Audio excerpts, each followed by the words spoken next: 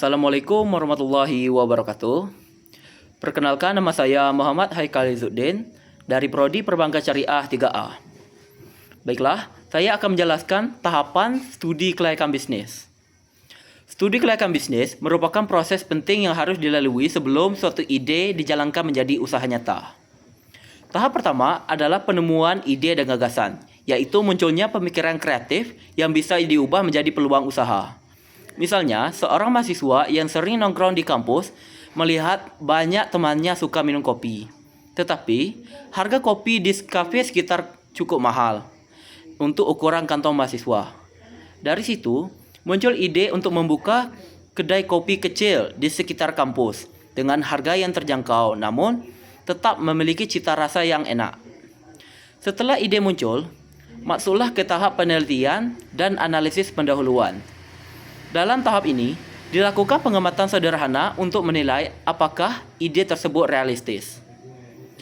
Mahasiswa mencoba melihat banyak mahasiswa yang membeli kopi setiap hari.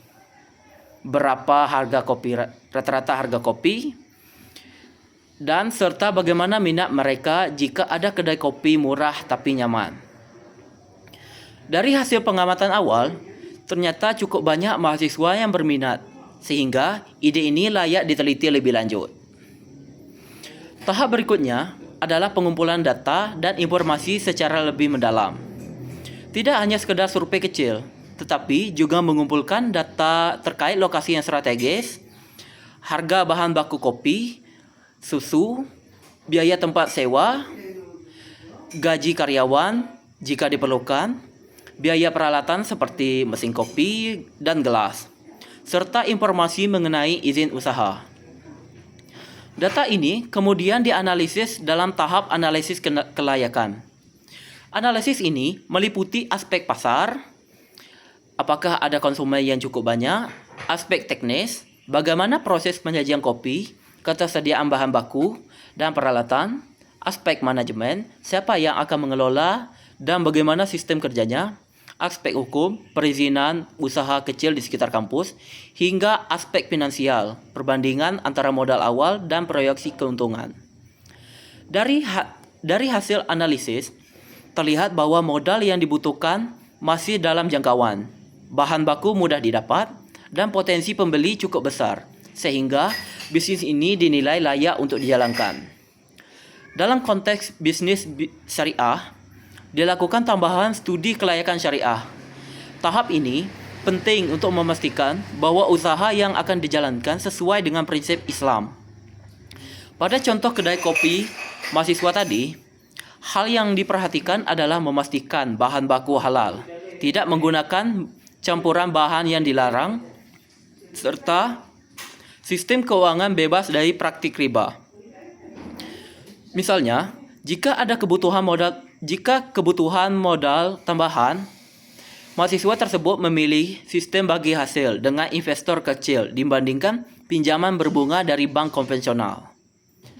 Selain itu, harga yang ditetapkan juga harus adil, tidak merugikan konsumen, dan pelayanan dilakukan dengan etika bisnis yang baik. Tahap terakhir adalah penyusunan laporan dan rekomendasi. Mahasiswa tadi menyusun laporan yang berisi gambaran ide usaha kedai kopi, hasil survei, data biaya, proyeksi keuntungan, serta analisis syariahnya. Laporan ini memberikan rekomendasi bahwa usaha kedai kopi untuk mahasiswa di sekitar kampus layak untuk dijalankan. Dengan adanya laporan tersebut, keputusan bisnis menjadi lebih matang karena didasarkan pada analisis menyeluruh, bukan hanya semangat atau perkiraan. Melalui tahapan-tahapan ini, dapat disimpulkan bahwa studi kelayakan bisnis berfungsi sebagai pijakan awal yang kuat sebelum membuka usaha. Dengan contoh kedai kopi mahasiswa tadi, setiap tahapan mulai dari penemuan ide hingga penyusunan laporan saling berhubungan dan memberikan gambaran yang jelas mengenai layak atau tidaknya bisnis dijalankan.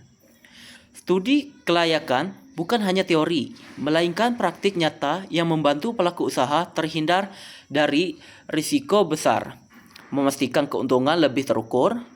Dalam konteks syariah juga menjamin bahwa usaha dijalankan sesuai dengan nilai-nilai Islam. Baiklah, sekian dari penjelasan tentang tahapan studi kelaikan bisnis. Apabila ada salah kata ataupun pengucapan saya mohon maaf. Saya tutup dengan wassalamualaikum warahmatullahi wabarakatuh.